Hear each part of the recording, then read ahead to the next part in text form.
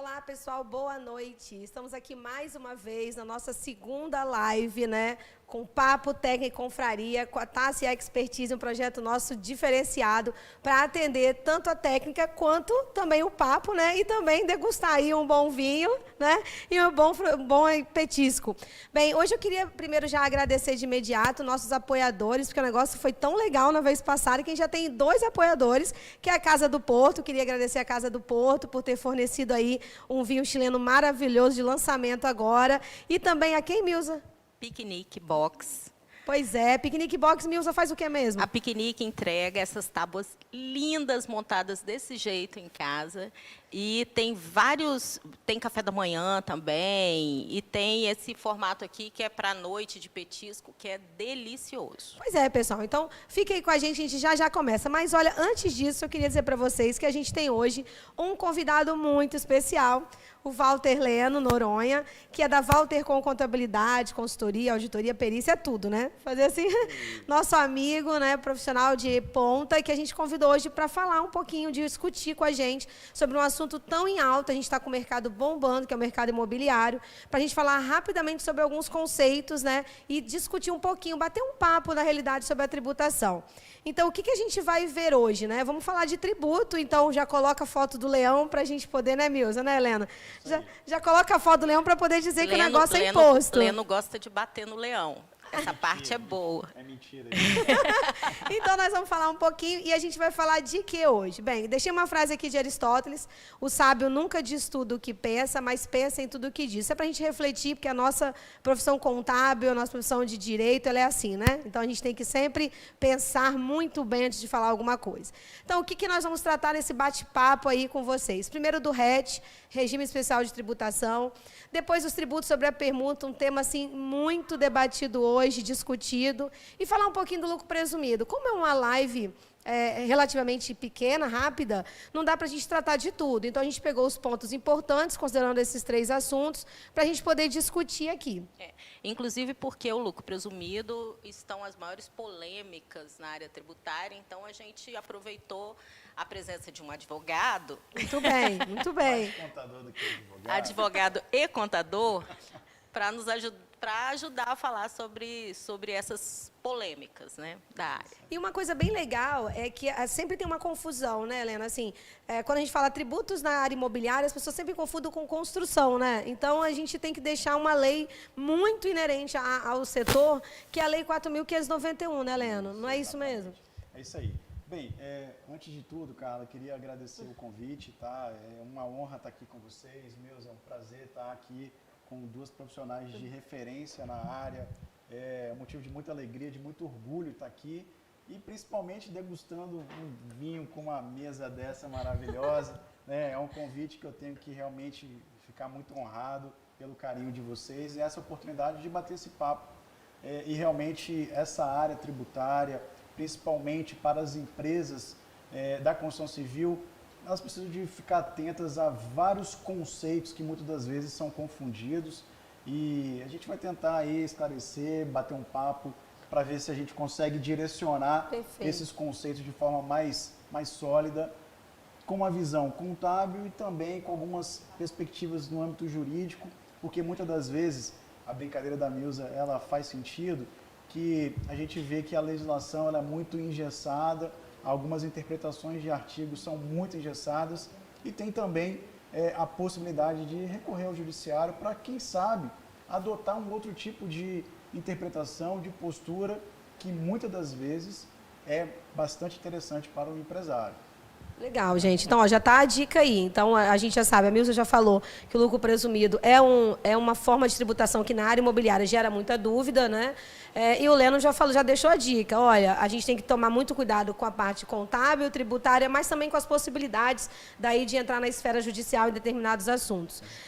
Bem, a Lei 4.591 é a lei que rege toda a incorporação imobiliária. E lá tem um conceito. Por que a gente colocou isso, Carlos? Você está falando de tributo? Porque nessa mesma lei é que trata do RET, é nessa mesma lei que também fala de permuta, é nessa lei que fala do que é uma incorporação imobiliária. Então, em resumo, né, incorporar é você promover e realizar a construção e a venda de unidades imobiliárias, né? Então, esse é o intuito. E o mais interessante da incorporação imobiliária é que vai ter uma pessoa jurídica ou pessoa física equiparada à jurídica, isso é um outro ponto muito importante. A gente estava conversando aqui ontem, Leno fez uma observação. Vamos falar um pouquinho da física em algumas questões, e essa é uma questão muito importante. Muitas pessoas físicas, médicos, advogados, engenheiros autônomos, construindo e vendendo casa, Leno. E aí, como é que fica? É incorporador, não é, né? Como é que fica essa situação? Pois é, inclusive as empresas e as pessoas físicas também têm que tomar cuidado, porque além dessa legislação tributária, existe também uma legislação previdenciária muito específica para essa área, né? A gente não pode esquecer da 941, lá de 2009, que também vem trazendo conceitos da construção, as questões previdenciárias que se aplicam às pessoas físicas também. Então, a gente tem que tomar cuidado com esses conceitos para cumprir com as diretrizes corretas e evitar lá... E não ser lesado, né? Porque a Receita Federal, quando atua, quando você de física se equipara à jurídica, atua como lucro real e não como lucro presumido, ou seja, a tributação é muito maior. Né? Então, tomar esse cuidado. Então, incorporação é isso. Você fazer uma negociação com o terreno, que nós vamos falar de uma delas, que é a permuta, construir e vender, sendo você mesmo construtor ou não, sendo você mesmo vendedor ou não, através de uma imobiliária. Então, esse seria, assim, o conceito de incorporação. Bem... e aí a gente entrou já na tributação. Então, vamos falar do RET primeiro, né, Milza? Acho que a gente tem que falar primeiro do RET. O que é o RET, gente? O RET é um regime especial de tributação que o governo criou, vinculado ao patrimônio de afetação, nós vamos falar também sobre isso. Esse regime especial de tributação, ele nada mais é do que tipo um Simples Nacional. Ele é um pagamento unificado de tributo, envolvendo os 4 tributos federais que incidem na incorporação imobiliária, né? Inclusive, Carla, nessa unificação, a gente vê também que se torna interessante porque há uma redução de carga tributária quando você deixa de observar esse tipo de enquadramento. Nossa, perfeito. Tanta gente não sabe que o RET existe, né? Exatamente. Às vezes ele pensa lá nos grandes regimes tributários, do Simples Nacional, do lucro presumido, do lucro real, verifica se dentre eles qual é o melhor dos regimes para a área de construção civil, principalmente, mas também temos que observar esses benefícios que estão dentro do regime tributário. E fazendo esse tipo de procedimento, também é possível de pagar menos imposto. Eu acho que é o que se torna interessante. E tomando como base nisso, Milza, recentemente o governo mudou, ano passado, até em questão de distrato, para quem tem patrimônio de afetação, que quando se faz distrato na área imobiliária, normalmente a retenção, isso é uma grande área de discussões no judiciário, qual é o percentual que a construtora tem que reter para devolver o dinheiro para o cliente. E assim ficou pacificado que quem está no RET, quem tem patrimônio de afetação, você pode reter do cliente 50% do que ele pagou. Exatamente. Então, veja os benefícios que você tem. Então, tem aí é um benefício também econômico. Claro, além de claro. um benefício tributário de pagamento dos impostos, a construtora vai se beneficiar de um desconto menor no distrato. Devolver menos, né? Devolver menos, e é um benefício econômico para a empresa. E esse impacto, inclusive, no fluxo de caixa do empreendimento. Óbvio. A bem na verdade, quando a gente fala de negociação, a gente está fazendo agora um cenário de várias áreas. A gente está falando da área tributária, da área econômica, da área financeira, né? Exige a necessidade de conhecer, né? ser multidisciplinar, porque todas essas regras também passam lá pelo Código Civil. A legislação que vem tratando sobre essa relação contratual. E né, se isso tudo que a está gente precisa previsto num implementar. contrato, bem feito. Sim, Lembrando, né, Leno, que você na área jurídica aí, o contrato tem regras e a lei ela é específica, assim. Diz até qual é a cláusula que tem que ter, o regramento dessas cláusulas. Então, é muito importante que as empresas entendam o quanto é necessário, como você falou, você ter um conhecimento multidisciplinar, né? Tanto nós, profissionais contábeis, como os advogados e, principalmente, quem faz a gestão da empresa. Exatamente. Né? O empresário ele tem que ter essa visão.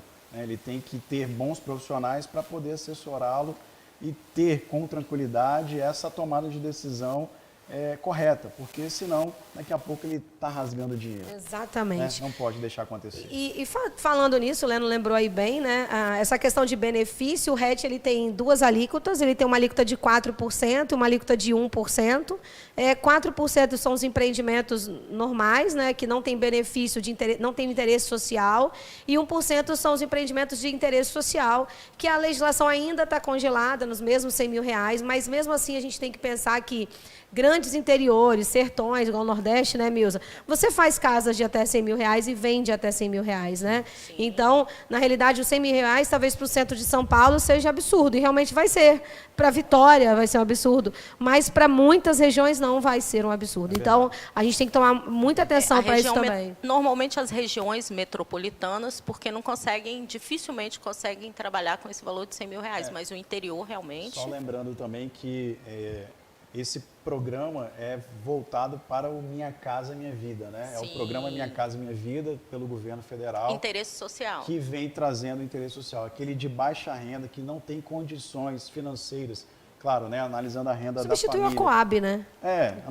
Me parece, eu até vi uma reportagem... Verdade, substituiu o Coab. Na realidade, lembra da Coab? A Coab, o meu pai, quando comprou uma casa aqui em Novo México, a Coab era isso, tinha uma redução tributária, era através de cooperativa. É mesmo nessa linha, assim, o governo ele dá determinados subsídios, ou os órgãos públicos, né, em forma geral, e com isso as empresas terem um benefício também na parte tributária e também na parte cartorial. Estimular, né, a baixa renda, na verdade, e auxiliar, porque esse é o intuito do governo, de poder flexibilizar, ajudar aquele pequeno que não tem um rendimento interessante e trazendo esse tipo de benefícios ele consegue realmente, pagando menos imposto, fazendo com que ele consiga ter o acesso à sua querida residência, né? Perfeito. Eu acho que é isso.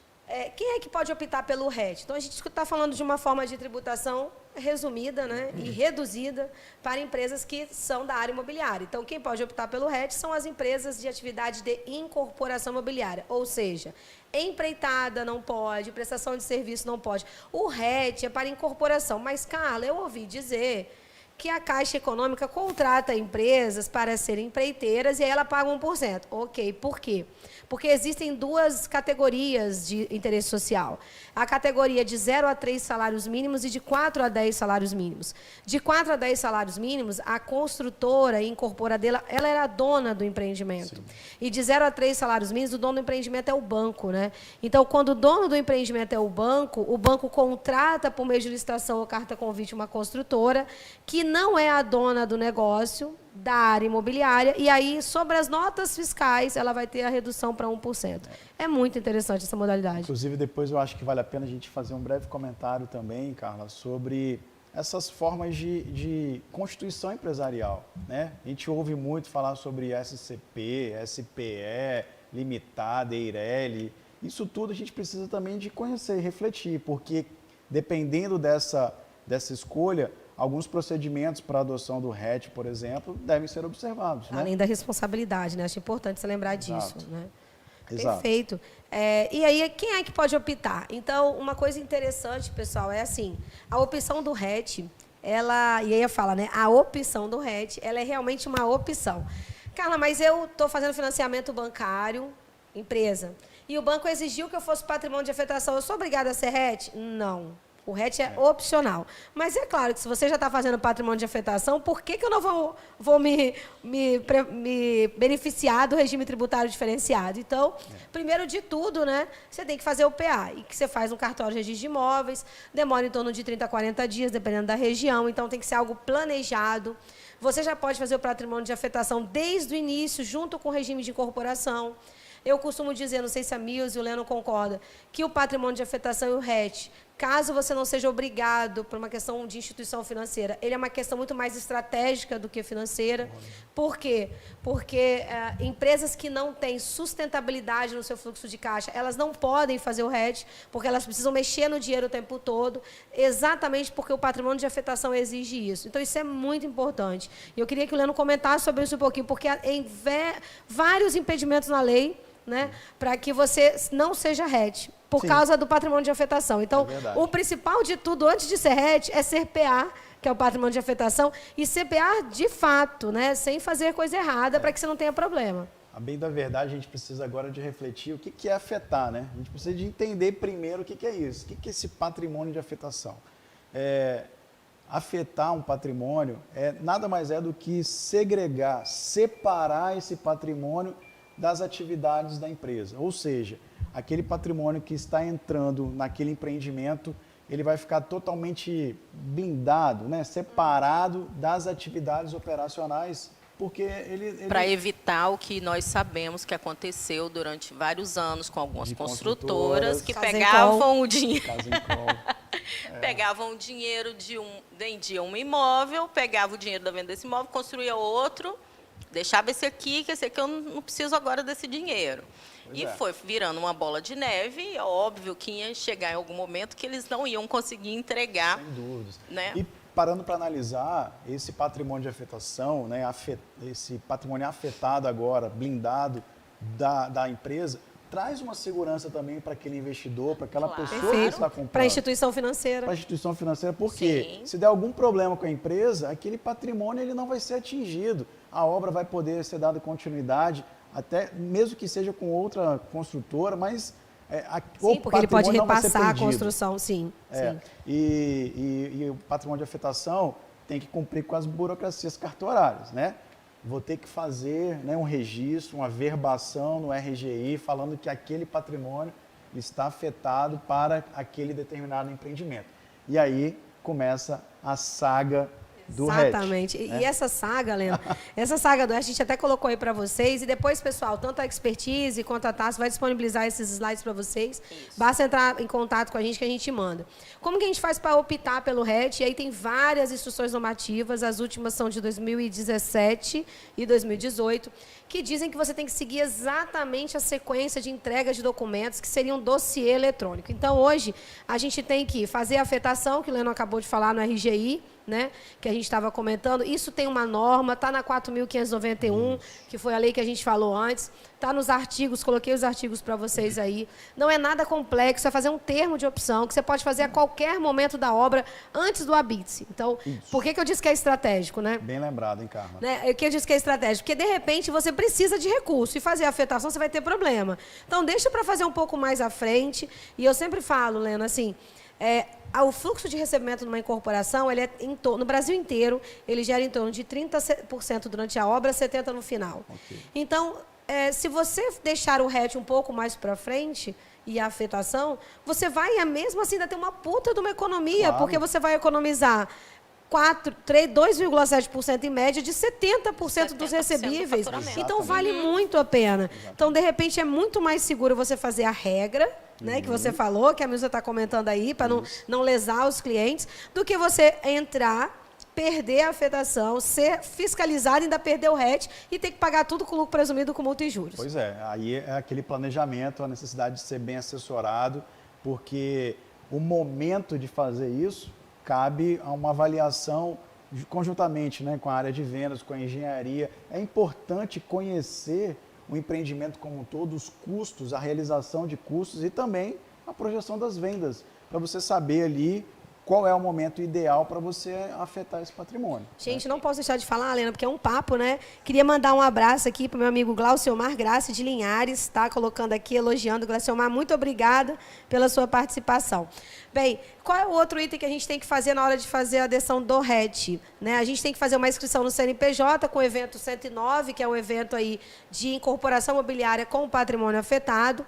Tem que fazer uma prévia adesão. Nossa, esse DTE, gente, quanto a gente esquece de fazer isso, Pois é. meu Deus. E detalhe, eu acho que aí sim se torna interessante, porque a Receita Federal, quando você esquece, o fiscal que está avaliando, porque é um processo eletrônico, ele costuma já comunicar, você esqueceu lá de fazer o DTE. E o DTE o que é? O domicílio tributário eletrônico. Você não vai ficar recebendo mais a cartinha da Receita Exatamente. Federal. Você acessa o sistema da Receita através de certificação digital e lá você tem o acesso, o histórico de toda a vida tributária da empresa perante a Se foi Receita. mesmo. Primeiro, eu queria avisar que o áudio do Leno está baixo. Alguém me mandou uma mensagem aqui. Foi Erlei. Obrigada aí, hein, Erlei. Obrigado, Erlei. Nossa, eu queria também já aproveitar e mandar um beijo para o Minosso, tá? De Blumenau, né? Contador, que está aqui também assistindo a gente. Minosso, um abraço. A Emilza está morrendo de saudade. Minosso, vem tomar vinho com a gente, Minosso. Então, pessoal, Não, e falando um pouquinho sobre o que pode ele falar. falou da Receita Federal, do ECAC, do DTE, o pessoal tem que tomar cuidado, porque às vezes aceita o domicílio eletrônico, mas não monitora o domicílio eletrônico. A partir do momento que você aceitou o domicílio eletrônico, você vai receber informação da Receita Federal por ali, você precisa monitorar. Porque a legislação prevê que está entregue a sua notificação, a sua autuação, se você receber, e está contando o prazo. Os prazos são eletrônicos, né? Você vai ter que observar, porque a cartinha não vai chegar mais Não no vai correio. chegar no correio, não vai chegar no endereço. Então, foi lá e fez a opção de DTE, por favor, pede alguém para vigiar. A cartinha é uma caixinha de e-mail dentro do ambiente da Receita Federal, não é nada complicado, mas as pessoas têm que ter o hábito de abrir e conferir se tem ali disponível alguma tecnologia, informação. né, gente? A tecnologia veio, não tem como voltar e a gente tem que ficar de olho. É verdade. Outro ponto importante, você vai fazer o DTE, vai entregar a regularidade fiscal da pessoa jurídica, né? Porque a incorporadora é que é a dona do empreendimento, que pode ser uma SPE, como o Leno falou, pode ser a sócia ostensiva de uma SCP, é uma empresa limitada normal, as certidões do FGTS, depois a questão do termo de regime de opção, né? Pela tributação diferenciada. Só uma observação, como eu disse no início, tudo isso aqui, né, dossiê digital na sua ordem cronológica, como está na sua normativa, e detalhe, a IN fala isso, deve ser entregue nesta ordem. Então, se não for entregue, você pode não estar no RET. Está descumprindo. Exatamente. E eu tive, inclusive, Leno, um cliente no Rio de Janeiro, que depois de 4 anos, a obra já tinha acabado, depois de 4 anos ele recebeu uma carta da Receita Federal informando que ele não tinha sido aceito o RET dele, apesar dele ter o CNPJ do RET, porque ele não tinha entregue o DTE dentro do prazo na mesma ordem. Então, mas aí, Carla, realmente merece uma reflexão, porque aquele código lá 109 da DBE, que é a criação do CNPJ, não quer dizer que o benefício está deferido, né? É necessário protocolar o requerimento digitalmente, né, pelo DTE com a obrigatoriedade, para habilitar o benefício, né? Aí sim o RET vai estar consolidado. Não é apenas pegar lá o CNPJ, muitas das vezes cria-se até como filial, né, aquela burocracia, mas isso não quer dizer que o benefício está concluído. Não, tem que preencher o formulário e posteriormente fazer a juntada no processo eletrônico para ter o efetivo deferimento. Mills, eu recebi uma pergunta aqui da Emanuele. A contagem de prazo a partir da notificação via DTE, a gente tem conhecimento da contagem de prazo, quantos dias é? Normalmente já vem na notificação. A notificação vem, mas a previsão do Código Tributário são 30 dias. Mas normalmente são 30 dias. Os 30 dias é praxe, né? Algumas regras são modificadas porque existe uma contagem de 30 dias, mas depois, se você não abrir, você tem até 15 dias após. Isso. Ou seja, daria 45 dias. Mas se você não tomar nenhuma providência, entende-se que já foi lido de forma automática. Isso. Então, nós temos que só tomar cuidado. Ele dá esse prazo de 15 dias para que ele entenda que você leu, da data que ele postou a mensagem para você. Então, se em 15 dias você não fizer a leitura da correspondência, ele vai entender que em 15 dias você leu e aí começa a contar o prazo de 30 a partir desse 15. Exatamente isso. Então, aí ganha, né, fica nos 45. Lembrando que isso não é só por RET, tá, gente? Isso é para qualquer situação de domicílio tributário. Isso, né? Isso aí, para qualquer Eu recebi uma pergunta do Glauco Oliveira, imagino quem seja, entendeu? Sobre PA e RET, para incorporação. Bem, o que aconteceu em 2016, se não me engano, tá? Se não me falha a memória. Houve uma modificação na Lei 4.591, possibilitando que loteamento na modalidade de condomínio fechado fosse considerado como incorporação imobiliária, porque as leis são diferentes, né? A lei da incorporação é 4.591 e do loteamento é 6.000 e pouco, não lembro agora, acho que 6.017, 6.517, não lembro de cabeça. Então, até o momento que você segue a lei do loteamento, você não tem direito ao RET nem ao patrimônio de afetação. No momento em que você se enquadra como incorporador dentro da 4.591, fazendo loteamento de condomínio fechado, e o condomínio fechado é prerrogativa da 4.591, está escrito lá, eu entendo que sim, você tem direito ao RET e ao patrimônio de afetação. Inclusive, Glauco, a gente fez em Natal, né, participou de um em Natal, com um colega contador lá, de um empreendimento de loteamento, o condomínio fechado fez patrimônio de afetação e entrou no RET. Então, por quê? Porque, na realidade, o registro foi no cartório de registro de imóveis, nos moldes da incorporação imobiliária, usando a NBR 12221, fazendo o quadro 3, 4, o que nada disso tem no loteamento. Né? Loteamento, você vai na prefeitura, aprova, só vai no cartório para homologar, né? E aí tem retenção diária, todas aquelas questões de loteamento, e incorporação não tem nada disso. Então, você vai para uma outra esfera, que é seguir, o regramento é todo pela 4591. Pode falar, não ia falar? É isso aí, não, é só complementando, porque o loteamento também ele se torna equiparado, né, ao benefício para o RET, e eu já vi também empreendimentos aqui sendo deferidos nessa modalidade, não vi nenhuma irregularidade. Isso é importante. O mais importante disso é estar enquadrado na 4.591, e aí, se você tiver, você vai conseguir. Bem, a gente já viu, então, o que é o RET, qual a alíquota que você pode exercer, mas existe uma grande discussão também sobre a base de cálculo, que não tem nada complexo. Né? Tem um item que muitas pessoas não consideram, que a gente vai falar sobre eles. Então, toda a área imobiliária, a tributação é regime de caixa, até no lucro real. O lucro real é o lucro na modalidade de caixa. Então, isso é muito importante. Então, o que acontece com o RET? Vai ser toda a receita que você recebeu no período, no mês. E essa receita recebida, ela não é só a parcela do cliente, né? Houve uma mudança também no regulamento de imposto de renda em 2006 e depois reafirmando isso em 2016, que a base de cálculo para a área imobiliária é a receita recebida, mais multa e juros decorrentes desse recebimento é receita operacional. Sim. E a variação monetária, que pode ser CUB ou INCC, também é receita operacional. E veja que interessante. Para a contabilidade, para a norma do Conselho Federal de Contabilidade, também é receita operacional, tá? Também é, na norma, que é a Resolução 1154.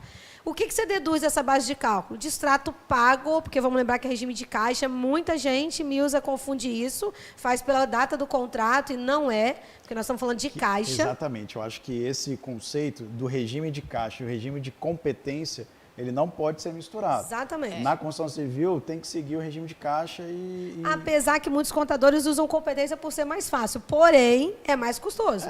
Você está antecipando tributo, horrores. Para a área imobiliária é quase impraticável, porque, imagina... Os 80 meses, 60 meses de recebimento. É loucura.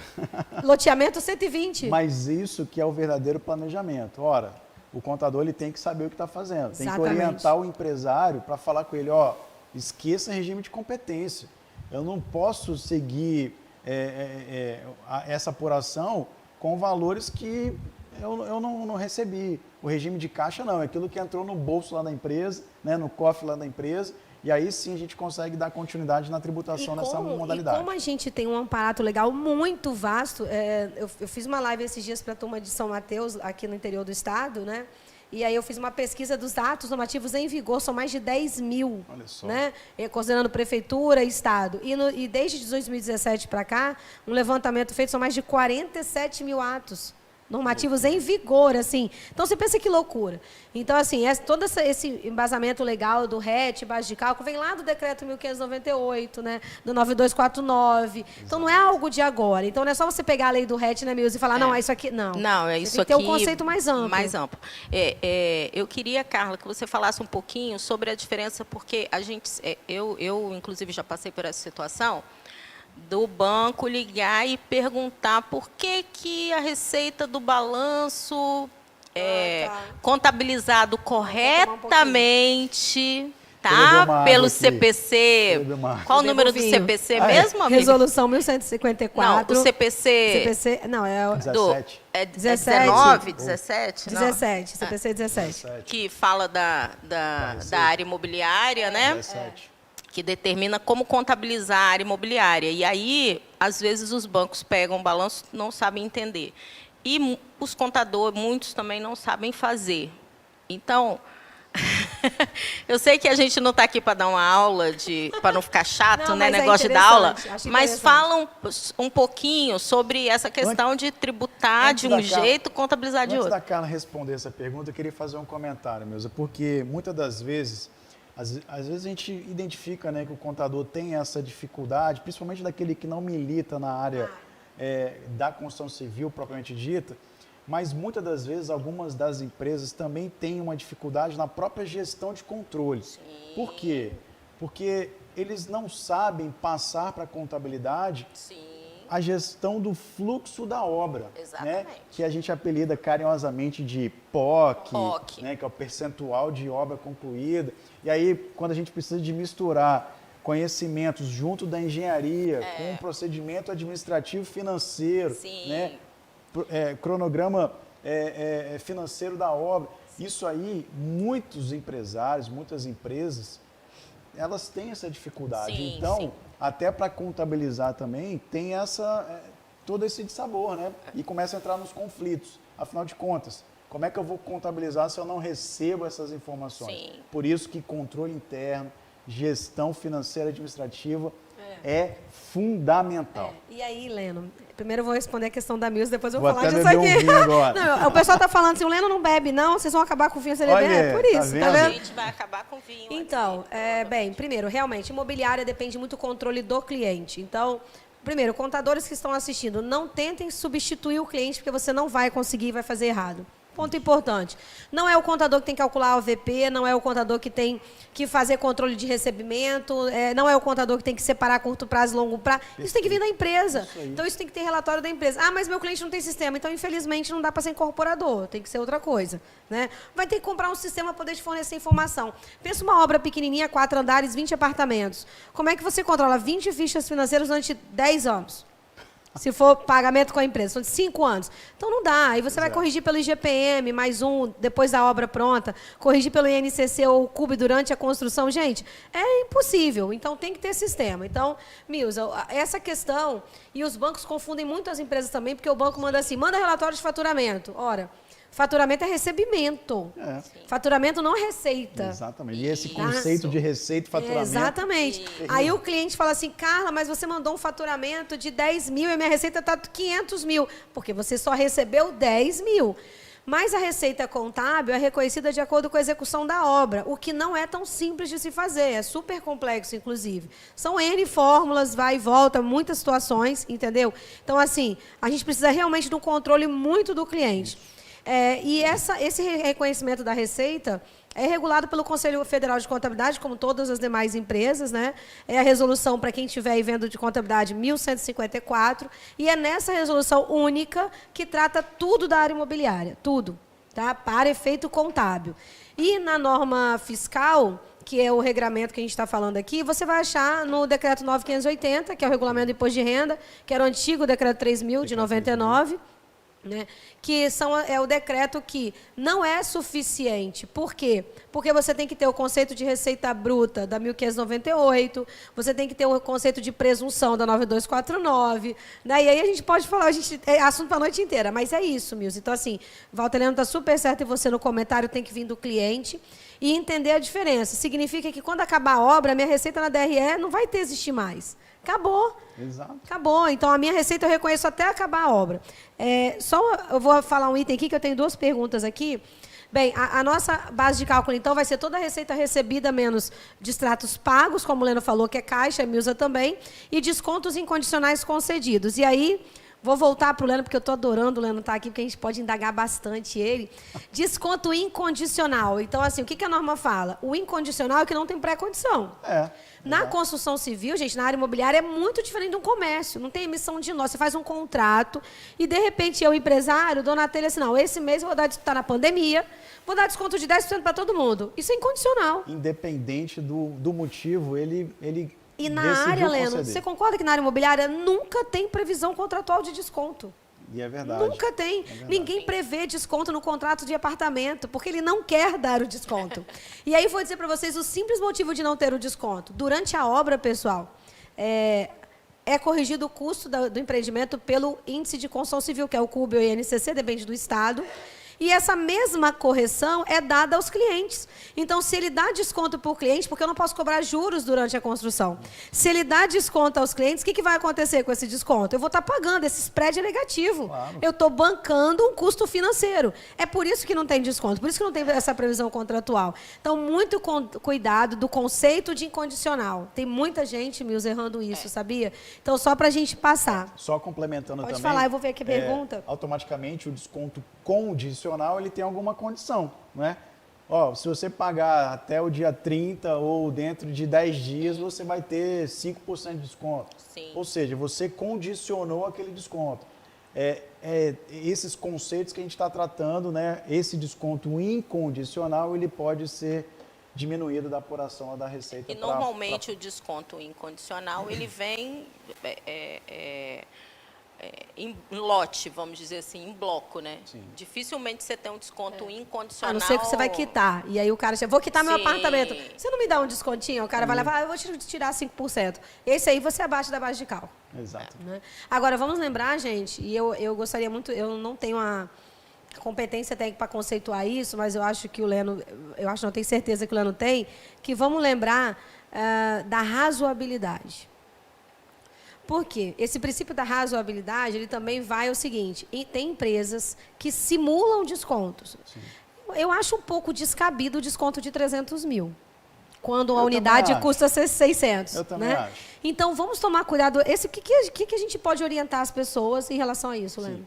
Bem, juridicamente falando. Porque contabilmente, como diz, né, o cliente manda o documento, o contador contabiliza. Mas o que juridicamente a gente pode orientar as empresas? Perfeito. Primeiro, eu acho que é importante a gente refletir que não só o Código Tributário Nacional, como a própria legislação civilista, ela se preocupa com esse tipo de procedimentos, né? No Código Tributário existe, salvo engano, o artigo 145 do CTN que fala sobre o chamado propósito negocial, né? O que é isso?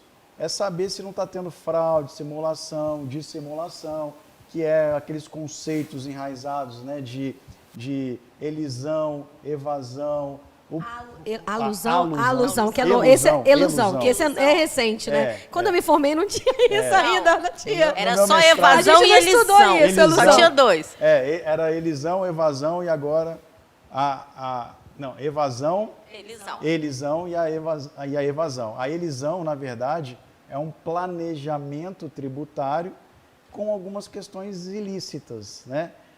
Não é errado, mas também traz uma desconfiança do procedimento que é feito. Vamos dizer que é antiético, em vez de dizer que é ilícito? Não é ilegal, é imoral. Exatamente.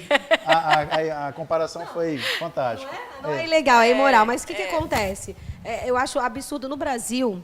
Eu não queria falar mal, né, dos nossos órgãos públicos, nossos entes, mas assim, no Brasil, eu acho que é o único país do mundo que planejar com bases legais que são permissíveis é considerado problema. Pois é. Né? Então, assim, a lei diz que eu posso fazer isso, mas se eu fizer, o órgão pode vir desconsiderar porque eu fiz uma fraude. Mas está na lei que eu posso fazer. Mas aí, o intuito que é gerado para mim é a desconfiança de que eu não estou fazendo certo. Exato. Ou que eu quis sonegar. E, na realidade, nem sempre é assim. É o planejamento tributário chamado agressivo, né? Você faz um procedimento tão complexo que trouxe um resultado dentro de uma legislação que o fisco ele fala, opa, tem alguma coisa de errado aqui. Então, essa elisão fiscal ela também tem que ser tomada cuidado porque ela pode ter uma caracterização ali de irregularidade. Sim. Esse desconto condicional, por exemplo, que a gente está tratando aqui, pode ser caracterizado como uma elisão. Não é errado eu dar um desconto. Vai dar um desconto de 300 mil reais? Aí vai considerar até como evasão, né? Vai falar assim, o que você está fazendo? Pois é. E essa elisão vai ser transformada em evasão. E assim, gente, aí vamos lembrar de um detalhe. Eu citei isso do desconto porque a gente recebe muitas essas perguntas, né? Vamos lembrar de um detalhe muito importante. A Receita Federal tem várias ferramentas de fiscalização. Tem a declaração de imposto de renda da pessoa física, que o cliente informa o valor que ele comprou e quanto que ele pagou. Tem o cartório que informa quanto foi o valor da escritura. Através da DOI. Através da DOI, que dói, né? Que é 24 horas depois da escritura, entendeu? Essa dói. Tem a DIMOB, que informa todo ano o valor das vendas. Então, pensem vocês o seguinte, um empreendimento de 4 quartos, onde a média de preço dos apartamentos é 900 mil. 900 o 101, 900 201, 500 o... Opa, peraí. O que esse cara tem que eu não tenho? Não. Porque eu estou pagando 900 e ele está pagando 500. Ele não é melhor que eu, né? Pois é. E eu sou mulher, ele é homem, não tem esse detalhe também. Então, assim... Se era para alguém ter desconto... Era eu, né? Mas tudo bem, venhamos e convenhamos. As pessoas têm que entender que essa disparidade de preço de venda é muito fácil de pegar. Claro. Né? E as procurações, gente, por favor, isso é desde 2006. Os cartórios declaram as procurações. Então, eu vou vender o apartamento, mas na realidade vou vender por Leno. Leno. Mas aí o Leno me dá a procuração, né, para vender para a Milza. Na realidade, o apartamento, ele é do Leno, ele não é da Milza. Né? Então, assim, muito cuidado com isso, que isso hoje é muito... Como diz o... Não, e como a gente está num papo, né? É tipo mela na cueca, tem esse ditado Pois assim, é, mela na cueca. Batom na cueca. Batom na cueca, é isso aí, vai assim. Não, cuidado. E outras questões que a gente percebe também, muitas das vezes, principalmente quando a gente está fazendo declaração de imposto de renda da pessoa física, é se deparar lá com uma escritura com valor X, só que teve uma saída bancária, uma movimentação de 2x, sabendo que o valor da escritura foi contabilizado de uma forma menor, um valor menor, seja para não pagar ganho de capital, seja para não pagar um enquadramento lá da taxa cartorária, enfim. Temos que tomar cuidado com isso. Por quê? Muito importante. Porque alguns dos pagamentos, aliás, qualquer pagamento acima de R$30 mil, né, mensal, a gente já sabe disso, tem a chamada DME, Declaração de Movimentação em Espécie. Ou seja, aí daqui a pouco, vou pagar um dinheiro por fora e tal, mas esquece que a Receita Federal está de olho. E os bancos declaram, né, gente? Porque Óbvio. você vai tirar. Hoje em dia ninguém guarda mais dinheiro debaixo do colchão, né? Porque vai ser Existe. assaltado, né? Então ninguém aguarda. Então, assim, muito importante, cuidado com essas simulações que não são planejamentos, não vamos confundir. E outra, não existe milagre, pessoal. Existe, como o Valteriano falou, existem leis, existem brechas nas legislações. Mas na área imobiliária está tudo tão claro, assim. Veja, falar do RET é 4%, gente. Pois é. Ó, eu acho, é a área que eu milito, mas assim, eu acho que eu posso afirmar, e a Milza milita em Valteriano e outras áreas, que é a menor tributação do país para a área federal. É imobiliária. Juntando PIS, COFINS, Imposto de Renda e Contribuição Social. É menor, né? É menor. Não, o Simples Nacional... Não, mas para a área imobiliária, simples não, imobiliária não. É menor, gente. Falando Então, assim, não existe. Inclusive de outras áreas. Se você pegar o anexo 3 lá do Simples, é 4,5. Para Que faturar... é construção, né? Porque imobiliária não pode, é isso aí. Não, Entendeu? olha bem. É isso que a gente está falando. Para outras áreas, que começa com a alíquota de 4,5% em média, é para quem fatura 120 mil no ano. Ou seja, é para aquele bem pequenininho. Já começa com a alíquota quase igual, né? Se não é igual, maior. Então, gente, assim, não tem motivo para isso. Não tem motivo. Então, eu vou responder a pergunta do Tarcísio e da Letícia aqui, que vai entrar agora. Então, ó, patrimônio de afetação e RET, algumas informações importantes. Primeira delas, lucros, né? Então, o que a norma fala? A Milza falou, e o Walter Leno agorinha, que a gente teve casa em call, uma quebradeira danada das empresas em 1998, 2004, e aí o governo falou o seguinte, o que a Milza falou? Que as empresas tiravam dinheiro do banco, jogavam para o sócio ou para outras obras. Então, o que o governo falou? Quer ser patrimônio de afetação? Quer ter 4% de imposto? Ok. Lucro, somente em duas possibilidades. Quando acabar a obra, ou se você tiver fluxo de caixa excedente ao custo que falta para acabar a obra, você pode tirar. Então, ou seja, eu tenho que ter dinheiro sobrando, né, para poder acabar o empreendimento. Caso isso, não. E o Tarcísio perguntou, e os investidores, né, Carla? Os investidores têm que entender. Ou eles não podem ser RET, nem afetação, e vão pagar 6,7% de imposto. Isso são opções. Eu sempre falo, você não é obrigado a ser RET. Exato. Mas se você quiser ser RET... mas aí, Carla, o Tarcísio não falou isso, mas aí eu vou complementar. Mas eu posso antecipar lucros no RET? Eu vou criar uma conta... Para mim, no meu conceito, Carla, eu vou voltar lendo de novo, não sei o que a Milza acha como contadora, não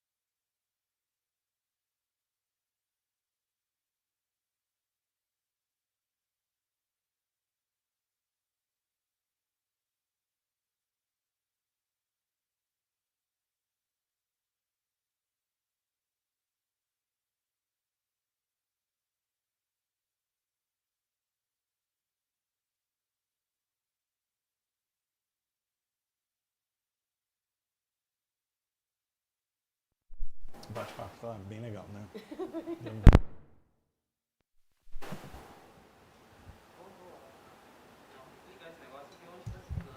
Voltou? Voltou, o pessoal, voltou o som? Podem avisar aqui pra gente?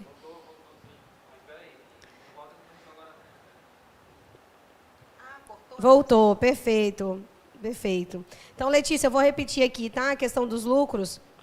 Não pode haver distribuição de lucro quem tem patrimônio de afetação até acabar a obra ou até ter fluxo excedente, né, ao custo do empreendimento. Ou seja, se eu tenho 500 mil na conta e falta para acabar a obra 400, eu posso distribuir 100. E lembrando dos detalhes que a Milza acabou de comentar, caso quem não ouviu. Não pode estar devendo imposto nenhum, nem fonte. Nada. Nem não fonte. pode. INSS, nada. FGTS, E contabilidade nada. tem que estar dentro das normas contábeis, porque a Receita Federal está usando isso para autuar. Exato. Eu, inclusive, seguinte, dou mais uma dica. Não pode estar devendo o contador também. Boa. Boa. Senão, como é que a gente faz live assim, né? Não pode, eu também acho. Se ficar devendo o contador, vai distribuir lucro. Como assim? Você está Exatamente. devendo uma pessoa muito importante na sua vida. Eu acho que eu vou fazer uma sugestão ao Paulo Guedes para isso, entendeu? Então, pessoal, veja, importante, eu respondi a pergunta do Tarcísio. Em relação à contabilidade, a Milza acabou de falar, contabilidade em dia, segregação das contas é obrigatório. Ah, Carla, eu não estou fazendo SPE, como o Leno comentou, não estou fazendo SCP, estou fazendo a obra dentro da empresa. Então, o que eu tenho que fazer? Porque eu não tenho esse tipo societário. Tem que ser por cento de custo, obrigatório. E, além de ser por cento de custo, as contas têm que ser segregadas. Ou seja, o Leno comentou, ó, patrimônio segregado. Tem que ter uma conta bancária para o patrimônio de afetação. Eu não posso usar a mesma conta bancária da empresa, que eu já uso para tudo, né, Leno? Então, a gente tem que tomar muito cuidado. É uma empresa dentro da empresa. Perfeito. E a Letícia fez uma pergunta aqui, que eu vou também responder. Até quando vai o RET? Gente, tem uma notícia ótima para quem não acompanhou, né? Recentemente teve outra modificação, se eu não me engano, ano passado, acho que foi 2019, de que o RET ficou claro, a Receita Federal esclareceu que ele vai até o último recebimento e a venda da última unidade, não importa a verbação do empreendimento. Isso era uma grande dúvida dentro das empresas, que quando acabava a obra, as unidades em estoque, quando vendida, era lucro presumido. E não fazia muito sentido, né? Por quê? Porque se o empreendimento todo você seguiu uma regra durante toda a obra, depois que acabou a obra, você vai perder o benefício? A entrega do bem é uma coisa, né? A tributação... Não, e a regra de mercado. O mercado pode estar ruim, como a gente passou um mercado muito ruim, 16, 17, 18, eu não vendi nada. Estou afetado, vendi uma unidade e as 99. Pois é. Entendeu? Então, é isso, Letícia. A gente não... Agora a legislação mudou e isso beneficiou em muito as incorporadoras. Ou seja, cada vez mais a gente chega à conclusão, que é o que o Walter Leno e a Milza acabaram de falar, não há necessidade de você fazer algo ilegal ou fora das normas ou uma fraude, porque a tributação, além de ser barata, é muito fácil estar nela. Fazer procedimento elisivo, não há necessidade. É só ter contabilidade, uma gestão contábil, uma gestão de empresa bem feita, que não vai ter problema, né? Exatamente. E aí, um assunto muito parecido, Milza, que a gente colocou, que foi a base de cálculo do presumido, Leno, sem ser RET, minha empresa é lucro presumido, Carla. Qual é a tributação? Normal. Qual é a base de cálculo? Receita recebida, mesma coisa, juros, mais variação monetária, menos distrato, menos desconto. E qual a alíquota? Bem, lucro presumido é a presunção do lucro. Para a Receita Federal, a presunção é 8% para imposto de renda e 12% para contribuição social. No frigir dos bolinhos, isso vai dar 5,93. Se você receber no trimestre acima de 750 mil, vai até 6,7. Então, veja, também continua barato. O Milza continua mais barato que o Simples. Continua mais barato que o Simples. Ainda e agora, é uma das SBS, tributações, né? mais SBS, baratas. que vai ter agora? CBS, que vai ter agora vai juntar PIS e COFINS? Essa nova SBS, reforma tributária. era para ser IVA, né? Já mudaram de IVA para não sei o que é S agora, que o Aprobato estava até falando... IBS. Agora os S inventaram um S agora, que vai juntar tudo para 12%. A gente não sabe como é que vai ficar imobiliária ainda, porque não é prestação de serviço, né? É indústria da construção civil. Acredito eu, no meu humilde conhecimento, que vai continuar 3,65. Não sei. Eu acho difícil, tá? Porque essa reforma tributária, pela discussão, vai afetar em todos os cenários, todas as atividades, sendo serviços, sendo indústria, sendo comércio, precisa de ter regras claras ali para não ter essa confusão. E ouvindo o Sérgio Aprobato hoje de manhã, na reunião da diretoria do SESCOM, né, eu acho que a gente merece uma live isso, porque na hora que eu ouvi falando que vai tirar a dedução de escola para pessoa física no projeto, bem, a gente sabe que na pandemia, a quantidade de recursos que está saindo, alguém vai ter que pagar essa conta. Com certeza. Né? Isso é óbvio, né? Todos os governos mundiais vão passar por isso. Então, precisamos acompanhar isso. Então, aproveitando aqui a oportunidade, pessoal que está assistindo, acompanhe essa reforma tributária, deem suas opiniões, é o momento agora. Então, quando você receber uma solicitação de um SESCOM da sua região, no Conselho Regional de Contabilidade, dê a sua sugestão, porque depois, quando vier, né? Não dá para a gente opinar mais. Acabou. Depois não dá para mudar mais. Não dá a para regra mudar. já está engessada. E, Leno, aí agora, a gente vai para o assunto picante aqui que a gente deixou por último. Deixou por último esse assunto. Então, esse assunto agora é a permuta. Então, veja, como que funciona a permuta, o que é permuta, se é tributável, se não é, como é que está ficando isso, como é que a Receita Federal está tratando isso, como que o Judiciário está tratando isso. Então, a gente colocou esse assunto. Tarcísio fez mais uma pergunta. Tarcísio está demais hoje. Está demais. Tarcísio está demais hoje. Está demais hoje. Então, Tarcísio perguntou sobre as unidades de terceiros. Bem, qual é o meu entendimento, Tarcísio? Não sei se Mills e Walter Leno têm o mesmo entendimento. Quando você vende uma unidade, faz permuta ou dação em pagamento, recebendo outra em pagamento, e a sua obra é pelo patrimônio de afetação, eu entendo que a nova unidade ela faz parte do empreendimento. Então, baixa do cliente, tributa 4. Porém, quando você vende a unidade que você recebeu em pagamento, ela é uma unidade que não está no negócio da afetação, que você poderia, inclusive, fazer outra operação. Então, eu entendo que, se você tiver uma SPE e essa unidade fizer parte do patrimônio de afetação, a tributação seria pelo RET na venda dela. Mas há entendimentos que não, que a unidade recebida em pagamento ela seria lucro presumido normal. Então, isso aí eu vou deixar para o meu amigo Walterano dizer o que ele acha. Bem, na minha opinião, também está vinculado ao RET. Por quê? É envolvido ao negócio, ao empreendimento. Ora, se eu fiz uma permuta, se eu peguei imóveis de terceiros, se eu fiz algum procedimento para aquele empreendimento, ele também compõe um ativo. Né? Que às vezes a gente coloca os imóveis lá em estoque, que seria uma outra situação, mas nesse caso eu entendo que é totalmente possível vincular o RET nesse imóvel de terceiros. O que você acha? Olha, eu acho sim, inclusive... Não vejo problema. Eu não vejo problema nenhum, eu comparo sempre, quando a gente fala de permuta, eu comparo com câmbio. Você vendeu este copo por R$10, mas você não recebeu ainda. Você vendeu com uma moeda estrangeira. Ok. No dia que você for receber, que isso virar dinheiro e você colocar no bolso, ele pode estar valendo 10, ele pode estar valendo 11, ele pode estar valendo 9. Foi o que aconteceu com o Ronaldinho Gaúcho agora. Ele depositou Lucrou. lá um milhão lá de multa e foi resgatar o dinheiro da multa, pegou 5,5 milhões. Ficou preso, fugiu do Covid. Eu recebi a piadinha. Tá vendo? Ficou preso, fugiu do Covid, ainda lucrou com a multa paga pela prisão. Então, assim, enquanto você não coloca o dinheiro no bolso, não tem como você caracterizar isso como uma receita e tributar. Então, se você tem um bem e esse bem você recebeu como parte do pagamento que esse outro aqui que está no RET, eu também não vejo motivo nenhum para ele não pagar RET quando ele vender. Porque esse dinheiro que eu vender ele aqui, ele é deste aqui. Ele só teve uma ponte no meio. Pensa que a permuta foi a nota do dólar. Ele teve uma ponte no meio para depois ele virar dinheiro e colocar dentro da empresa. A operação aconteceu vinculada àquele fato. Né? Então, isso aí. Perfeito. Então, vamos lá para o tema picante agora. Permuta. Bem, o que é permuta? Então, a gente vai passar 3 conceitos aqui, pessoal, bem interessantes. Então, o resumo deles, né? Que é um conceito, assim, bem genérico. Um conceito pela ação normativa de 107 de 88. Carla, mas você está indo lá em 1988 falar conceito de permuta. Pessoal, porque só existia conceito de permuta para efeito tributário nessa ação normativa. Isso até o ano de 2014, com um parecer normativo do COSIT número 9. Okay. Até essa data não tinha. Então, permuta é qualquer operação que tenha por objeto a troca, né? A troca entre pessoas físicas ou jurídicas de, no nosso caso aqui, unidades imobiliárias.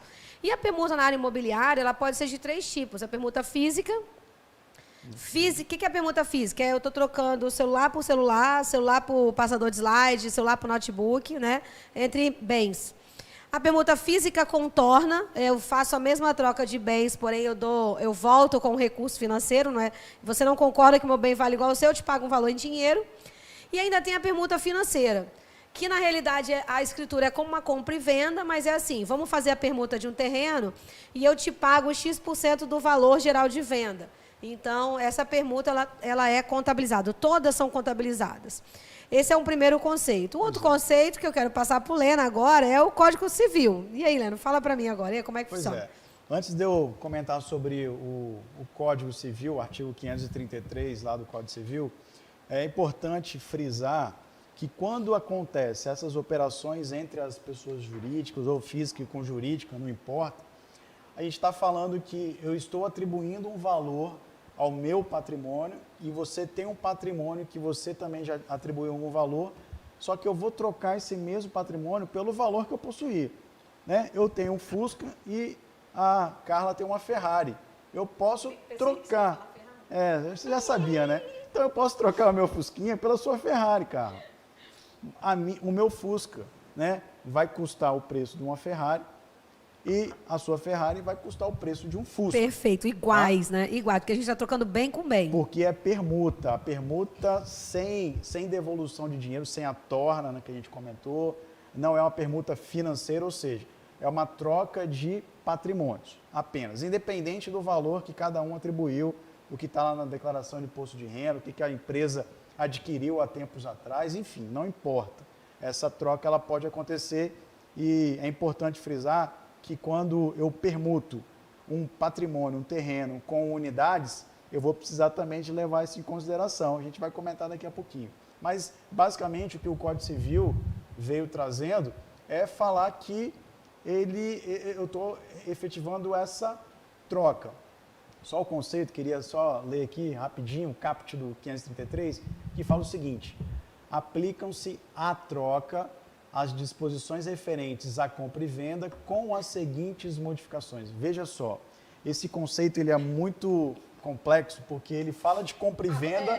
E aí, em cima disso que a Receita Federal ela fala de compra e venda com uma troca. E é em cima disso que a Lei 12.973 fala, exatamente esse artigo. E aí, como é que fica? Pois é, porque eu não estou fazendo uma compra e venda, eu estou trocando, né? E a Receita, principalmente lá no parecer da COSIT 09, ele vem batendo muito nisso, por isso que ele entende que, por se tratar de um conceito de compra e venda, eu tenho que levar a tributação lá no lucro presumido, que a gente vai comentar daqui a pouquinho ainda, mas é importante a gente frisar que, quando a gente fala de permuta, eu estou falando de uma troca, não há operação de compra e venda. Né? Os conceitos, claro, a nomenclatura, ela não importa, porque a gente pode utilizar lá um contrato de troca, contrato de cessão não onerosa, contrato de permuta, mas é tudo a mesma coisa.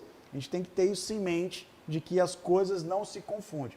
Comprar e vender, entregar, né, tem uma mudança de propriedade com a entrega de aquisição de valor atribuído a um patrimônio e você está pegando bem, né? É dinheiro com patrimônio. A permuta não, é uma troca. Então, eu trago esse conceito. E eu só queria destacar também o inciso 2 do artigo 533, que fala o seguinte: é anulável a troca de valores desiguais entre ascendentes e descendentes sem consentimento dos outros descendentes e do cônjuge do alienante. Por que eu estou destacando isso? Porque todas as vezes que a gente faz qualquer operação imobiliária, principalmente, essa me salta aos olhos, mas qualquer operação entre pai e filho, né, filho com os pais, é muito importante que se tenha o consentimento dos outros herdeiros. Tem que ter esse cuidado, né, Leandro? Porque senão... pode validar a operação lá na frente. Lá na frente, alguns dos herdeiros vêm questionando. Então, ou o herdeiro do herdeiro. O herdeiro também, né? Também. Ou seja, tem que ficar atento a essas regras do Código Civil, porque muitas vezes a gente faz uma troca de algum patrimônio com algum filho, quer antecipar alguma coisa, tem que ter o consentimento de todos os herdeiros nessa operação para evitar essa anulação futura. Eu Isso. falo, inclusive, que tem que pegar a assinatura até do cônjuge. Ah, mas cônjuge não é herdeiro. Mas tá bom, não vai... Ó, o que é bom... Hoje há controvérsia. Há controvérsia. Que eu mas olha bem, descobri recentemente que é herdeiro, sim. como é? Herdeiro Independente necessário. do regime de casamento, inclusive. o que abunda Exato. não falta. Porque Tá sobrando assinatura. Não tem problema, gente. Deixa Na sobrar. verdade, é para não anular a operação, né? Muito importante isso, Mills. Então, assim, tem realmente que colocar, inclusive explícito, igual você falou, né? Para que não tenha problema. os contratos de financiamentos bancários, quando isso acontece, os próprios bancos já tomam esses cuidados, essas cautelas. Sim. Né? Eu acho que isso é interessante, mas também no contrato particular é importante observar essas regras, porque daqui a pouco existe um falecimento, né? Vem algum dos proprietários a faltar e esse procedimento de sucessão ele tem que ser observado para evitar problema E olha futuro. que coisa interessante, né? A gente falou de um conceito geral, a gente falou do Código Civil, mas olha, o Conselho Federal de Contabilidade, em 2009, também colocou um conceito. Olha o que o Conselho Federal disse, pessoal. Quando unidades imobiliárias da mesma natureza e valor, são permutadas entre si, e o que se pressupõe mesma natureza e valor? Apartamento por apartamento, terreno por terreno, o que não é o caso da imobiliária na maioria das vezes. Sim. Essa troca não é considerada uma operação com ganho ou perda. Já quando elas têm diferenciação na qualidade do bem, ou seja, terreno por apartamento, apartamento por terreno ou vice-versa, essa transação gera ganho ou perda. E aí, esse ganho ou perda, a norma contábil diz que você tem que avaliar valor justo. E aí, Leno, veja, deste momento em diante, de 2009 para cá, até 2009 não tinha autuação, não tinha tributação sobre a permuta. Mas na hora que houve a norma contábil falou, se você tem um estoque de 100%, você permutou 20, olha, esse estoque tem um custo, e quando você permuta 20, a sua receita ela tem que ser 100%, ela não pode ser só 80%. Sim. Isso era fiscal que podia, Sim. societário não pode mais. Então, você tem que contabilizar, sim, a receita com permuta. Eu, inclusive, abro conta segregada, receita com permuta. Ok, e por isso ele manda valorar valor justo. Aí o fisco se apropriou desse conceito e foi lá na lei 12973 e no parecer do COSIT disse o seguinte, olha, é considerável, tributável, neste conceito, mensurado a valor justo, as operações de permuta no lucro presumido, porque lucro real, a 107,88, não tributa. E aí foi uma confusão danada. E todas as decisões da Receita Federal, de maio e junho de 2009 para cá, foram desfavoráveis às empresas. Exato. Porém, a gente tem muita coisa em torno disso aí. Primeiro, valor justo. Valor justo, a norma contábil e a Receita Federal pegou esse conceito para ela, diz que valor justo é o valor que você consegue trocar um ativo ou passivo no mercado. Então, ou seja, você, Milza, comprou um terreno, tem um terreno, vai permutar com a minha incorporadora. Eu vou no mercado e vejo quanto vale o terreno da Milza. O terreno da Milza vale 3 milhões. Só que na declaração da pessoa física da Milza, ele está 10 mil reais. Se ele vale 3 milhões, a Milza não vai querer. 10 mil reais não dá uma unidade, né, Helena? Não dá nem a garagem hoje em dia. A Milza não vai permutar os 10 mil. A Milza vai querer, em média, um valor um pouco menor. Vai ter um deságio, porque ela vai trocar, e a unidade ela gera valor. Ela vai trocar X unidades para cobrir o valor de mercado do imóvel. Já a construtora entende que aquilo é custo de terreno, ou seja, é o custo de construção daquelas unidades, é o que ela faz a negociação da permuta. Então, o valor justo para a incorporadora é totalmente diferente da Receita Federal. Isso. Sim. E do contábil, Exato. que fala, vou lá no mercado, vou ver quanto custa o terreno da mesa. Então, é melhor vender. Pois é. E aí, Léo? E o bom é que esse tipo de discussão acabou chegando também no judiciário, né? Porque a Receita Federal começou a autuar diversas empresas com base nesse entendimento de valor justo.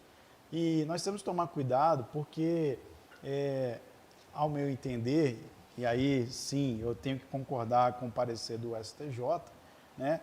Uma coisa é eu realizar uma permuta, né? O conceito de permuta que a gente acabou de falar que não é uma compra e venda, que é essa interpretação que o STJ está tendo, com uma operação que é realizada também nas empresas com esse entendimento de, como eu posso dizer, de troca, de substituição do imóvel, de um terreno, para com as unidades.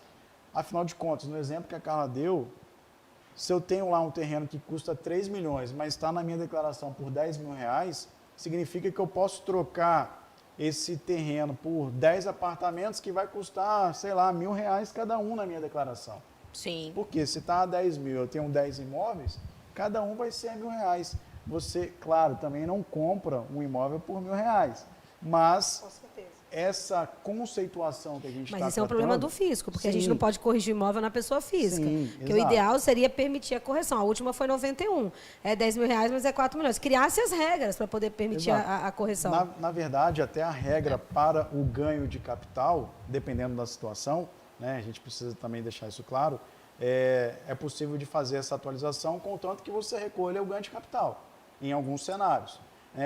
Mas esse tipo de tributação, quando eu faço uma permuta, entendo eu, Carla, que isso não é uma compra e venda. Ora, se não é compra e venda, eu não levo a tributação, eu apenas troquei.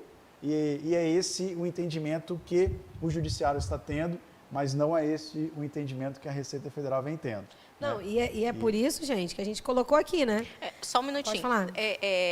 Entra nesse caso, Leno, esse fato que eu falei de que você recebeu o bem por 300 mil reais. Vamos supor, eu tenho um imóvel de 1 milhão que eu permutei com a construtora por 2, um de 700 e um de 300.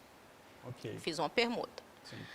Aí, a construtora, quando for vender esse imóvel, nem sempre ela vai vender pelo preço que ela permutou comigo.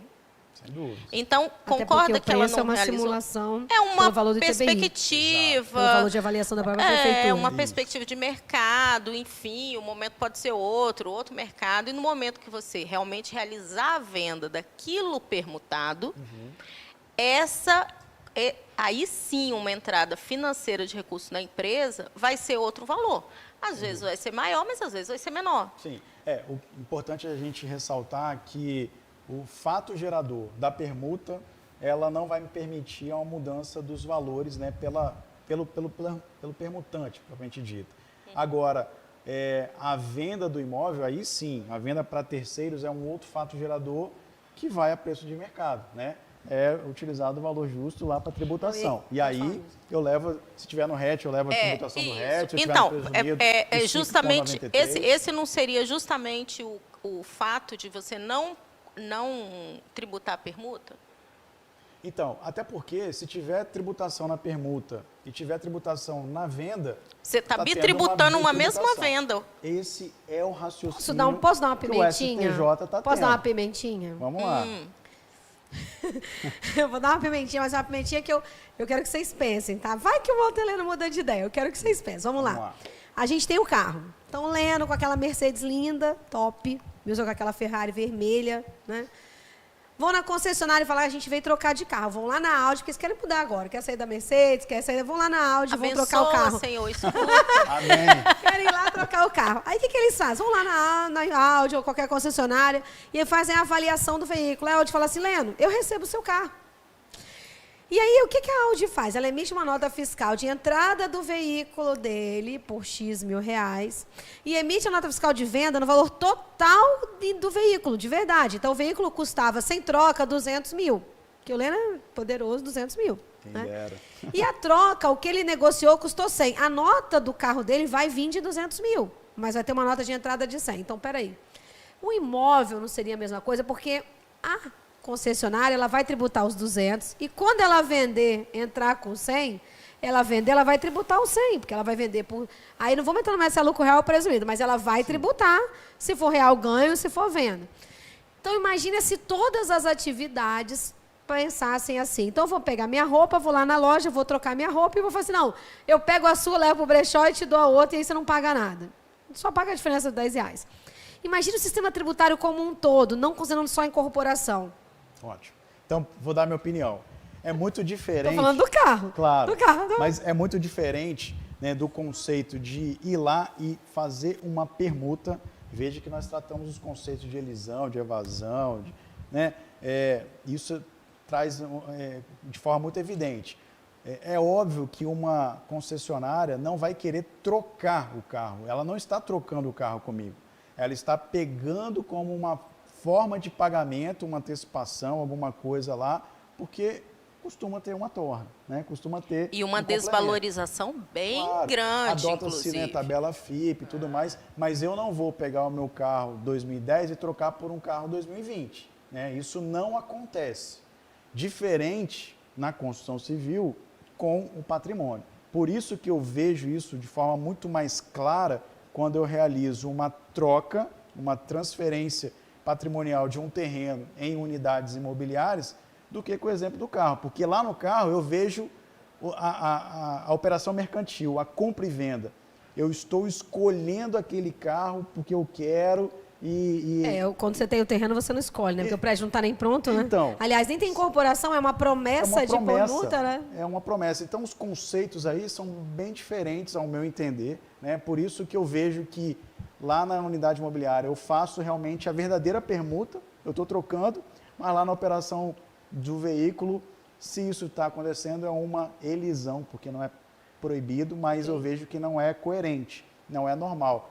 E aí tem a operação mercantil de compra e venda. Perfeito, Leandro. Então, olha o que aconteceu, gente, com a Lei 12.973 e o parecer do COSIT. As alterações convergiram através da norma de contabilidade. Sim. Lembra que foi tudo depois da norma contábil. Nossa. A alteração no caso de permuta de imóveis ocorreu tanto nas pessoas jurídicas do lucro real quanto presumido. Real por a questão do imobilizado, né? E aí, no caso do lucro presumido, o que a Receita Federal entendeu? Então, vamos lá. Cabe consignar que há dúvidas, que não há dúvidas. Então, eu estou lendo, eu copiei exatamente o texto, gente, porque eu não queria que interpretação nem falar com as minhas palavras. Que não há dúvidas quanto ao fato que as operações de permuta, de acordo com o artigo 533, que o Leandro falou bem, da questão da permuta, do Código Civil, a seguir transcrito, que a gente já passou por ele, estão adstritas às mesmas disposições relativas à compra e venda. Já peço uma parte. Olha que maldade. Olha que maldade. A Receita Federal, ela quis equiparar uma permuta com uma compra e venda, né, com as operações adstritas a uma compra e venda. Gente, isso não é possível de ser aceito, né? Eu não estou fazendo uma compra e venda, eu estou trocando de forma efetiva mesmo. E diferente do exemplo do carro com não estou nem valorando, né? Porque eu nem posso valorar, né? Exato, detalhe. Exato, né? É claro que vai ser feita uma avaliação de quantas unidades eu vou pegar com essa permuta. Porque na contabilidade tem que ser valor de mercado. Aí sim, no valor de mercado. Não tem nada a ver com tributação, gente. Só para deixar claro, não tem nada a ver com tributação. Isso. Contabilidade é contabilidade. Isso aí. Mas, para mim, está claro que a Receita Federal, nesse parecer 09 do COSIT, houve uma forçação de barra, vamos dizer assim. Mas vem cá, Léo. Uma interpretação equivocada. Vamos lá, vou falar do jurídico agora. Eu não sou advogada, não, mas vou questionar aqui o meu mestre aqui do lado. Que isso, quem sabe? Milza, pensa. Um parecer normativo, tudo bem que a lei veio depois, mas um parecer normativo pode, com base no parecer normativo, porque, vou falar assim para você, todas as decisões favoráveis que eu já vi só mencionam o parecer normativo. Parecer normativo pode ser uma tributação de algo não previsto? Então, essa pergunta ela é fundamental, porque a gente vê, muitas das vezes, que a Receita Federal vem legislando através de pareceres, de portarias, de instruções normativas e assim sucessivamente. Né? Nós temos uma hierarquia da legislação. Está no Código Tributário, né? Também. Está na Constituição Federal, verdade. Começa pela nossa Carta Magna. Né? Então, tem as leis ordinárias, tem os decretos, ou seja, você vai descendo e a portaria é a última delas. Então, eu não posso, né? E aí, essa é a minha crítica, aceitar algumas imposições que a Receita Federal vem fazendo em determinadas situações, como o caso da permuta, e isso me tranquiliza porque os nossos órgãos judiciários, eles já se conscientizaram dessas questões. Porque a lei ela não é totalmente clara. Na realidade, a parecer que foi muito claro. Exato. A 12973, ela deixou subentendido, ela não foi clara como o parecer normativo em 2014, porque o parecer, ele foi muito claro e muito amplo no conceito, tanto que ele falou assim, inclusive dação em pagamento. Inclusive dação em pagamento. Mas tudo bem, porque dação em pagamento é compra e venda. Então, né? Compra e venda com dação, mas inclusive dação em pagamento. Então, ou seja, a gente tem que tomar realmente muito cuidado para que a gente interprete. Mas olha, Leandro, Mas eles foram bem agressivos nisso aqui, olha Vamos só. continuar lá A permuta de imóveis, portanto, portanto, da mesma forma que a compra e venda está sujeita, em princípio, à incidência do imposto de renda, tanto no caso da alienante pessoa física, quanto no caso da alienante pessoa jurídica. Por conseguinte, está sujeita também à incidência da contribuição social. E aí, depois também tributou PIS, tributou a COFINS, tributou tudo. é. Então, veja, e aí... Vou ir num item bem lá atrás, está lá no 8981, lá em 1995. O que dizia a norma? A receita bruta das vendas e serviços compreende o produto da venda nas operações de conta própria, o preço do serviço prestado e o resultado. Então, olha o que a Receita Federal fala. Espera aí, você não teve receita, mas você teve aumento patrimonial. E eu já ouvi isso de vários fiscais. E aumento patrimonial decorrente de quê, Helena? Da contabilização da permuta, que é obrigatória, porque eu estou tirando unidade de estoque, eu tenho que contabilizar isso. E lucro presumido, mesmo que receita e custo sejam iguais, lucro presumido, a presunção é receita. Pois é. E aí a Receita fala, peraí, resultado auferido, aumento patrimonial também conta. Sim, mas são conceitos distintos. Né? Eu acho Olha que... a mistura de conceito no próprio parecer. Pega uma brechinha no Código Civil, que na realidade deturpa o Código Civil, no artigo 533, pega uma brecha da contabilidade, deturpa o conceito contábil, que na realidade a contabilidade veio trazer de verdade a receita do empreendimento, que a permuta é uma receita para efeito de planejamento, contábil e de gestão. Okay. O empresário também é. Porque ele está deixando a unidade. Qual é o valor daquela venda? O valor do terreno. Então, tudo isso em cima de quê? De conceitos misturados para dizer que tributa. E aí, Milza Helena, vou pular esse pedacinho aqui, decisões do STJ recentes. Né? A Helena comentou aqui rapidamente. E aí, vários TJs, principalmente do sul do país, Santa Catarina, Paraná, vem dando pareceres, decisões favoráveis às empresas. Eu queria, Helena, assim, e a Milza, que vocês comentassem assim, muito, muito breve sobre isso, porque eu sempre falo com o meu cliente assim, gente, tributa ou não? Eu tenho uma lei que diz que sim. Eu tenho decisão da STJ que diz que não. Mas eu tenho decisão da STJ também, que já de outro tribunal que disse que sim, em algum momento lá atrás, de turmas de tribunais. Diferentes.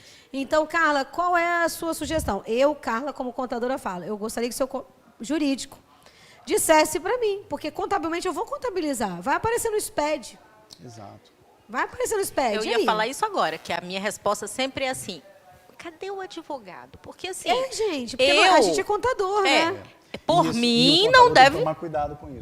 Por mim, não deve tributar. É a minha opinião. Mas eu acho que para você fazer isso, você deve contratar um advogado que atue na área tributária para lhe dar respaldo para você fazer isso. É verdade. Existem diversas teses tributárias, né, que são discutidas aí recentemente, inclusive a gente vê muitas questões favoráveis aos contribuintes, que muitas das vezes o contador acha que já pode fazer o procedimento sem se resguardar com uma decisão judicial. Eu acho que isso é o importante, a união de forças entre o contador e um advogado, especialista na área em questão, para poder dar esse respaldo ao empresário, né, e ao contador fazer aquela operação.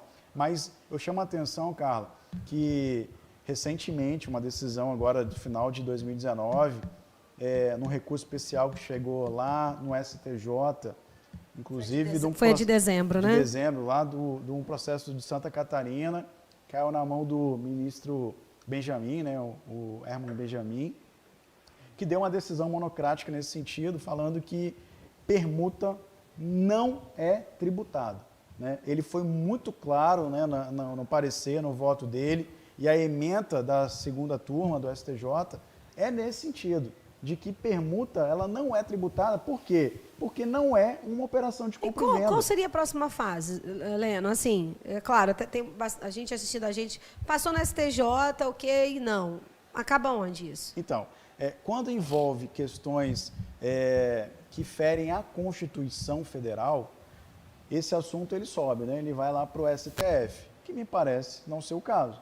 A questão tributária vai parar no STJ e aquela empresa ela teve o direito de se utilizar dessa prerrogativa. Mas isso foi para a empresa que pleiteou a questão judiciária. Perfeito. Se a minha empresa... Por isso que a gente pede para o jurídico dizer, ó, o que você acha? porque Você se a não minha pode empresa pegar a quer- decisão de outro e aplicar para você. Se Exato. você tem que partir para a sua, Entrar com recurso, seu né? recurso e pedir aquele benefício para você. Pode usar como exemplo. Olha, fulano já ganhou. Mandar a fulano decisão, né? já ganhou. Que é quando o advogado escreve as peças lá, ele faz o quê? Jurisprudência. Não, Olha, o fulano já ganhou, interessante- fulano já ganhou.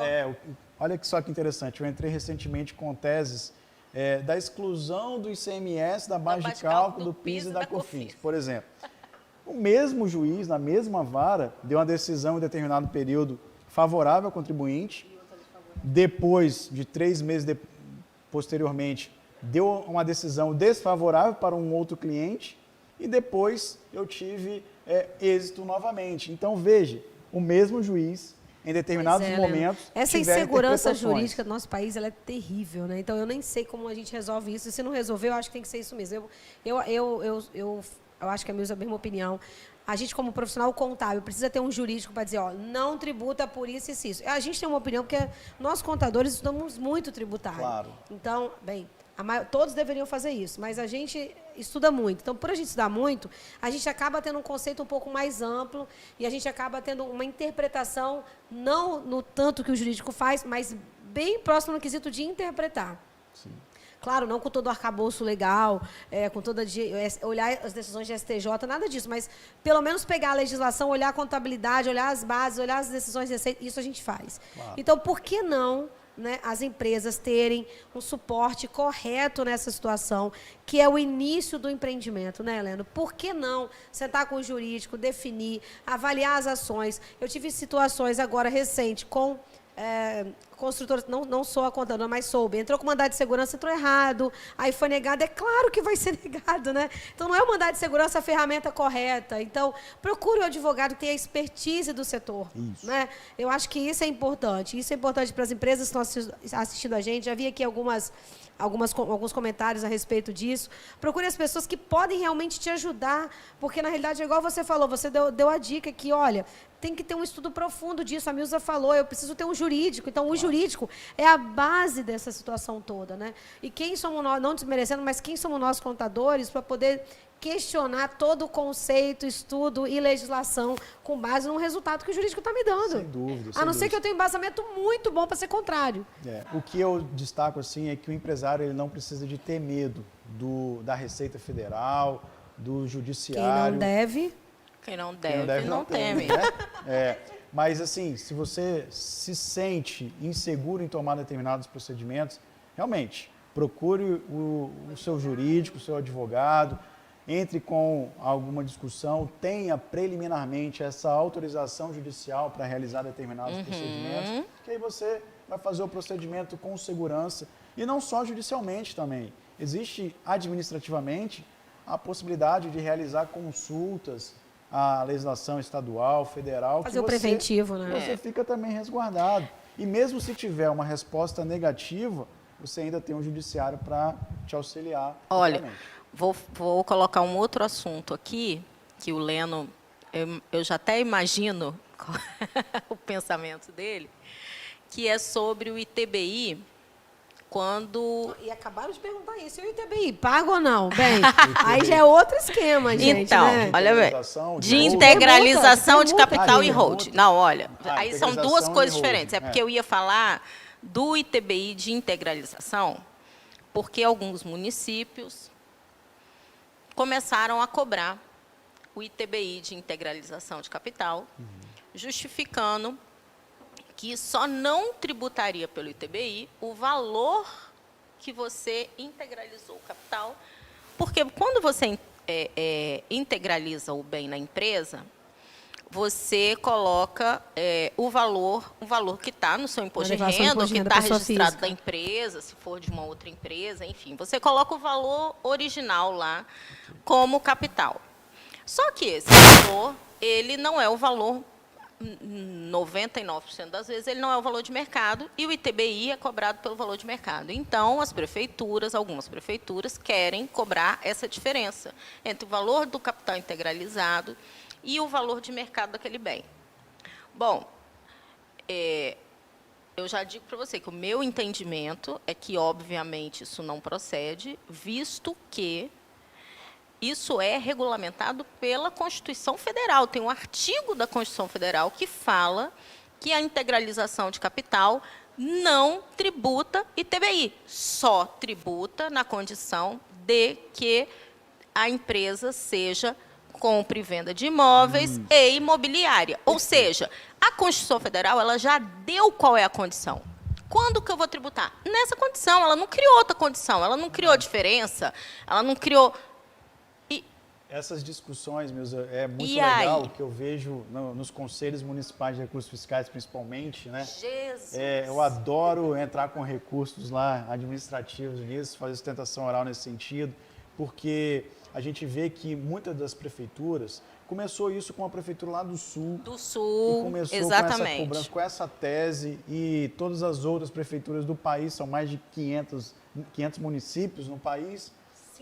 5 mil municípios no país, acabaram, né, também vendo essa brecha e a possibilidade de tentar cobrar alguma modalidade que, inclusive, no judiciário as empresas estão tendo êxito, em que pese tenha tido recentemente uma apreciação do STF trazendo uma legalidade, claro que isso está ainda em discussões, com esse tipo de cobrança, da diferença do valor integralizado para o valor que está declarado na declaração de imposto de renda. Então, são situações que a gente acaba vendo. No meu entendimento, sigo a Constituição Federal, que não tem ITBI. Por que não tem? Porque não tem mudança a operação mercantil não aconteceu. Eu apenas estou integralizando, né? Eu estou pegando um patrimônio que Não é meu. aconteceu a transferência para outra pessoa, porque é você mesmo titular. Uma pessoa jurídica. Na realidade, está indo para uma pessoa jurídica que é... Né, que eu sou sócio. Que eu sou sócio. Então, não tem a operação mercantil. E que eu sou responsável até o limite do capital social, que eu sou botando terreno. Exatamente. Na realidade, por isso que eu fui mais ampla agora, na verdade. É isso aí. Ô, Leno, perguntaram aqui do ITBI na permuta. ITBI Gente, o na ITBI permuta. incide, tá? Porque, na realidade, você está fazendo... Para você Sim. botar o terreno na empresa, vai ter o ITBI. Para você vender as unidades, a transmissão para outra pessoa também vai ter o ITBI. Bem, nossa live está chegando ao fim, gente. Nossa, mas que legal hoje. Meu Deus. E teve várias perguntas. Puxa, fiquei super feliz. Leno, a gente colocou aqui dos riscos, né? Dos riscos tributários. A gente já falou sobre eles. O que você achou, Leno, dessa live aqui? Eu achei nota 10 e eu tô querendo saber qual é a próxima, porque eu quero tomar mais vinho também com vocês. Então, eu quero aproveitar de passar a palavra para a Milza. Quero dizer o apoio da Casa do Porto. O meu amigo Gil falou para mim falar tudo direitinho. Então, ó, a gente está tomando um vinho chileno, chamado Garage, com teor alcoólico de 14,5, maravilhoso. Ele é... Na realidade, eu tenho que ler, porque eu não lembro de tudo, gente, que é muita formação. Na realidade, ele é um blend, né? Então, é um blend entre os melhores, né? Então, tem tem um Cabernet Sauvignon, Flanc e um Carmener. Ou seja, maravilhoso, né, Leno? Você gostou do vinho? Não, maravilhoso. Também queria agradecer, vou deixar para a Vila Vídeo, nossos meninos aqui, Léo, Silvio, muito obrigado, tá? Que estão sempre aí com a Tasso, agora também com a Expertise, nas lives da Tasso, né? Estão sempre ajudando a gente. E, claro, Milza, e a Picnic Box, como é que é a Picnic, Picnic Box, eles atendem pelo Instagram. E no Instagram também tem um contato de WhatsApp para quem quiser fazer os pedidos. E, olha, gente... Gente, tem uma pitanga aqui que eu não consigo parar de comer, tá? Uma Tem pitanga até negra. pitanga negra Léo, aqui fui no nessa meio. pitanga aqui, Léo, pra você. Olha, gente, ganhei uma tábua que dessa no meu delícia. aniversário, que Meu eu fiquei Jesus. surpreso. Gente, Delicioso. maravilhoso. Então, não maravilhoso. deixem aí de aproveitar os nossos sabores capixabas. E, gente, muito obrigada. Se tiverem alguma dúvida, tá aqui os nossos e-mails. Leno, muito obrigada pela sua participação. Foi muito, muito enriquecedor. Eu né? que agradeço o E convite. mês que vem, pessoal, a gente volta. Milza, suas palavras. Nós voltamos mês que vem com a nossa live Confraria. Isso aqui, gente, é só uma desculpa para a gente tomar vinho. Não queria contar isso para vocês, entendeu? Mas, na verdade, é só isso. sabe? A gente fica aqui Não, e queria conversando. dizer, não, Milza, e a gente já tem até o tema, porque pediram na live passada que foi sobre processo administrativo. Isso, tá? processos Pediram uma live administrativos. sobre processo administrativo, pra gente dar uma explanação sobre isso nas esferas. Nós vamos falar sobre isso a próxima live. Quem sabe o Leandro não tá aqui com a gente de novo, hein, gente? Coisa boa. Que é bem a áreazinha dele É, também, isso aí, é bem a área dele. Queria dizer pra vocês que a nossa parceira aqui, Tamires, não pôde estar presente, porque ela teve um outro compromisso no mesmo horário, que foi traçado aí de última hora que ela tinha aqui, a questão de aula, e ela não pôde estar, mas ela está com a gente ali ligadinha, já mandou uma mensagem aqui, e dizer para vocês que mês que vem a gente volta. Muito obrigada pela paciência, estamos às ordens de vocês. Pessoal, até a próxima, tá? Obrigada. Um brinde. Obrigada. Um brinde. Valeu, obrigado pela companhia. Nota 10.